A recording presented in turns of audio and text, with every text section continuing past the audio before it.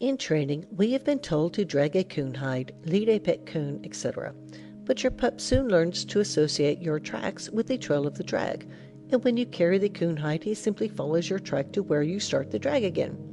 Should you have a coon so tame that it will follow you, start out and tramp through the woods, along streams, and such places as coons frequent. Your coon will run logs, go up on the sides of trees, in and out of the water, and in fact will do just about as a wild coon would. After you have been gone for some time, have someone turn your pup on the trail, and if he runs it, keep him a little later each time, and you will soon have a trailer out of him anyway. Should you have neither coon nor old dog, you can train your pup without. In nearly all places where there are coons, squirrels, and woodchucks, groundhogs may be found also. Teach your dog to lead, and when he is about 8 months old, attach a light cord to his collar. Then some good morning for squirrels, take him to the woods. Keep him until he gets sight of a squirrel, then drop the cord and let him go. He will likely see it run up a tree, and perhaps he will bark. But if not, do not urge him, but give him plenty of time. Then take him to find another, and if he does not get to barking, get one in small timber, where you can make it jump from tree to tree. If he does not bark then, he will never be much of a coon dog. If he barks after he has learned to tree squirrels, take him to woodchuck country. He will soon get to working after woodchucks, and while they won't all tree, some of them will. Should he get one in a hole, hollow log, or tree, get it for him if possible, and let him kill it, and see that he doesn't get hurt much. If he trees one, shoot it out for him, and after he has gotten a few and trees another, go to where you can see him, but do not let him see you, and watch until he starts to leave. Then go to him, and by so doing, he will learn to stay and wait for you. After you have a good dog for woodchucks, you may rest assured that he will tree a coon if he finds a trail. If it happens to be summertime, take him where coons abide and turn him loose. He will likely run rabbits, but when he strikes a coon trail, he will take it. As soon as you know he is after a coon, keep after him as near as possible, but do let him have his own way. If he trees it and barks, get to him as soon as you can, but do not urge him, for he will get to lying as soon as you want him to without any help from you. After he has barked a while, encircle the tree with him. Then, if the coon has been up and gone on again, he will strike his trail, and after a few times he will learn to circle before barking. If the coon is up and it is summertime or early fall, when the coon hinds are not prime, take your dog back from the tree, keep still, and unless it is a den tree, you won't have long to wait for another coon chase. And by keeping your dog longer each time, you will soon have a cold trailer out of him. This may seem considerable work for some, but it takes work and time to make even a fair coon dog. Should you have a good dog to train with, it saves lots of work. But even then, it is a good plan to work early in the season and tree your coon several times in one night, as you do not have far to go after the first tree. In breeding coon dogs, the same rule applies as in fox dogs. If your dog is bred from a line of cooners, he will take to it naturally. Some will say, I will take a house cat and teach my dog to tree. Well, I have done that myself, but after cutting several good trees only to get a house cat, I learned better. It is just as easy to break a dog from running cats as rabbits, and more so.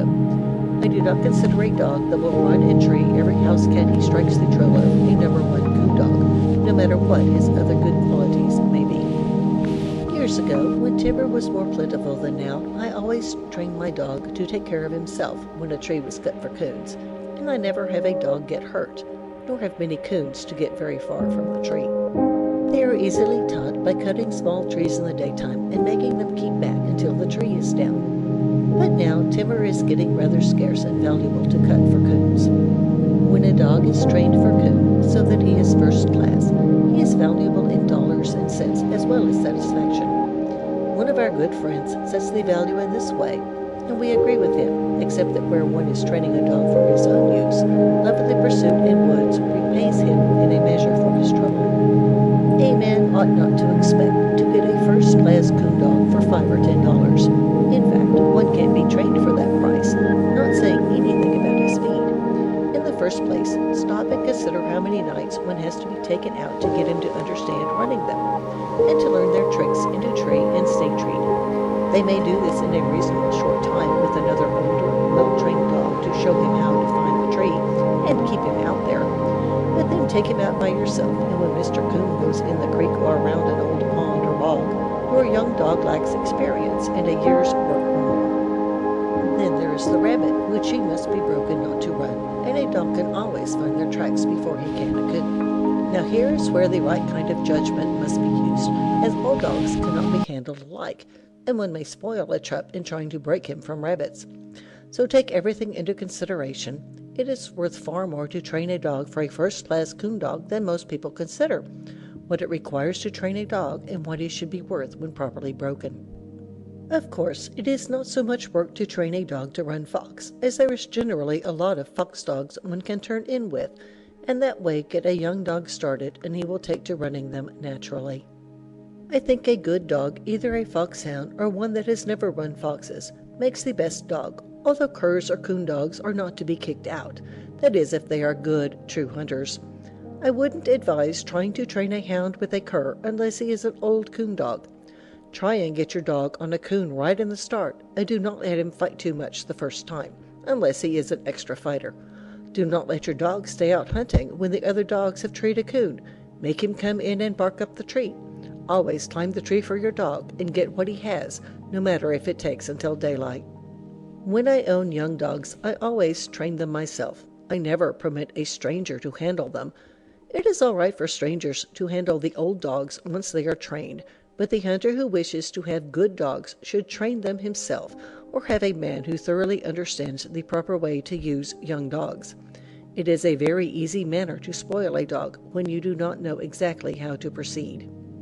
On the question of the proper age at which to begin training a hound, a successful Minnesota trainer takes issue with those who advise taking the pup to field at 8 or 10 months of age. He writes, in part, "I disagree with those who advise the early initiation of the pup.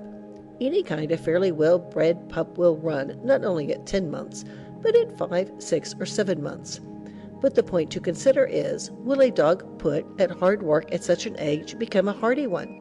Will he develop himself as well as if he had been given a chance to grow some bones? I say no. Put a colt at hard work at 2 or 3 years old.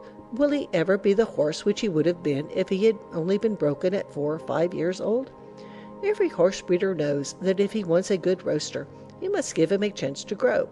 Then he will not be afraid to cover 60 or more miles a day with that horse. Not only this, but he will get many times the price for that horse as for his brother, which was put to work 2 years earlier. I have bred horses and know of what I speak."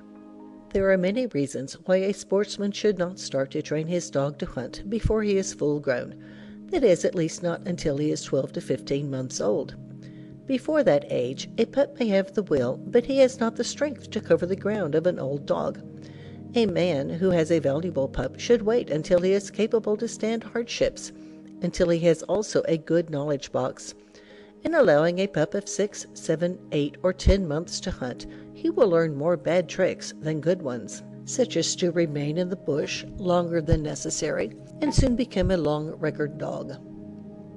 The risk is great that he will get lost, or if not, will return with swollen feet and legs if he ran at all. Also, be chilled and be rewarded with a fine dose of distemper. This is often the cause why so many young dogs die with distemper or of some other lingering death.